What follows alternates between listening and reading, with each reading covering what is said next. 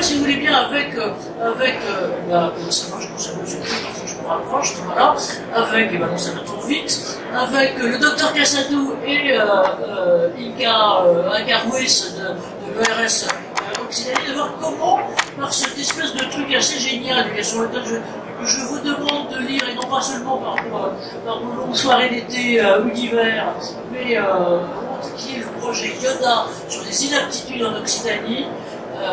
C'est vraiment absolument super.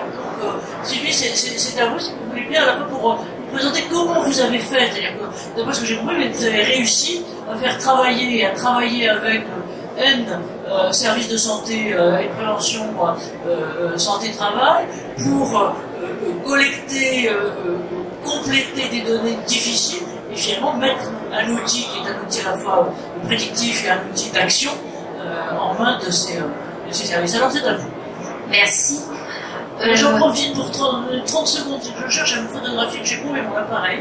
Donc, mon téléphone, si vous le trouvez quelque part, une couverture orange, ça sera prêt, ça me permettra de faire des photos.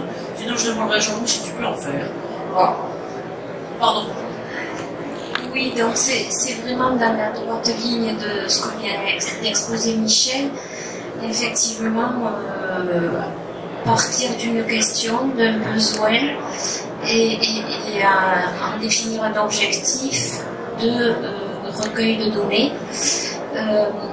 Donc le dispositif Yoda, à quoi ça sert?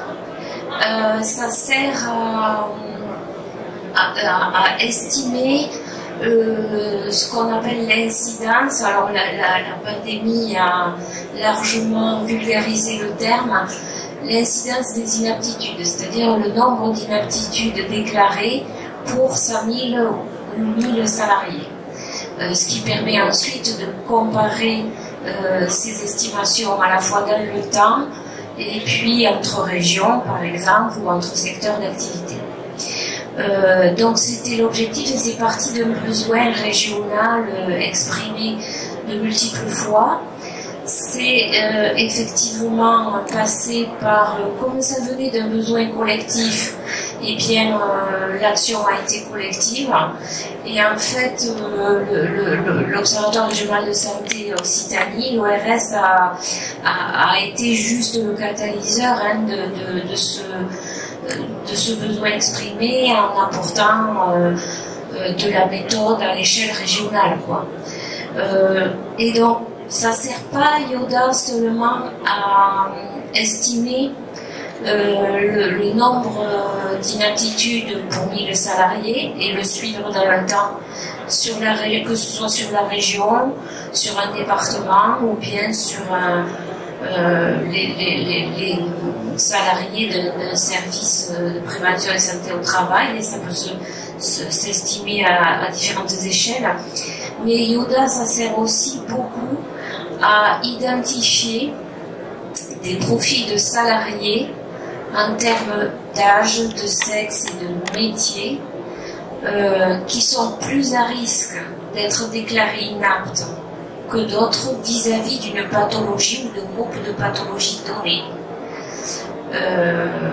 Voilà, et ça, c'est vraiment une information clé, effectivement, pour pouvoir définir, cibler une action de prévention qui sera là pour finalement réduire le risque de déclaration d'inaptitude pour ces salariés au profil à risque.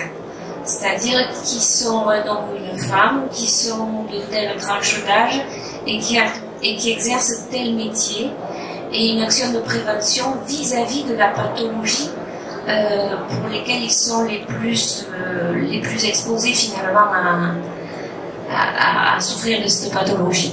Voilà, donc c'est un outil pour définir, concevoir, cibler des actions de prévention vis-à-vis de salariés qui ont certaines caractéristiques. Voilà. Et Inga, alors maintenant, parce que j'équilibre un peu les temps de parole, si vous me permettez,